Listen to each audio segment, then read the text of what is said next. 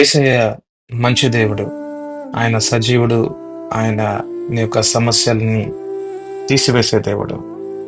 ఆయన ఉన్నారని నమ్మినట్లయితే, ఎటువంటి అనుమానం లేకుండా నీకు ఉండినట్లయితే, తప్పకుండా సజీవమైన దేవుడైన యేసు ప్రభు నీ యొక్క యావత్తు సమస్యల్లో నుంచి నేను బయటకు తీసుకువస్తాడు. అయితే విశ్వాసం ఉండాలి.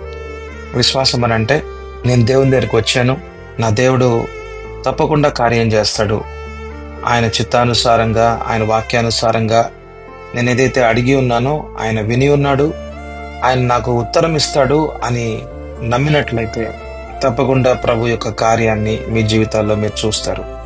అయితే సందేహించకూడదు.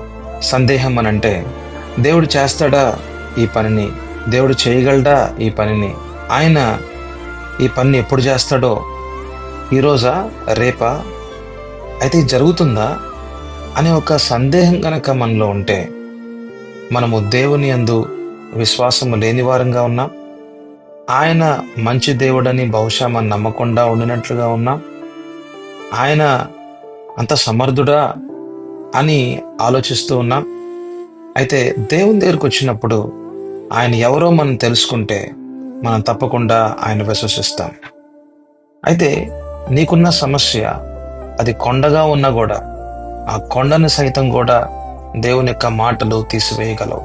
అది ఎంత పెద్ద సమస్య అయినా సరే, మానవులకి లేకపోతే నీకైనా సరే, అది అసాధ్యము అని అనిపించినా సరే దేవునికి సాధ్యమే. మరణాన్ని సైతము జయించిన దేవుడు యేసు ప్రభు మరణిస్తే 3వ దినాన ఆయన లేపిన దేవుడు, గొప్ప దేవుడు. ఆయనలో పునరుద్ధానపు శక్తి ఉంది. మరణాన్ని సైతము జీవంలోకి మార్చే దేవుడు ఆయన. సో కాబట్టి దేవుని సన్నిధిలోకి మీరు వచ్చారు.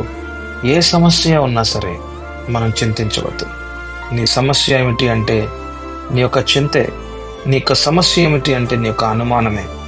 అనుమానించొద్దు, దేవుని కార్యాలని చూద్దాం.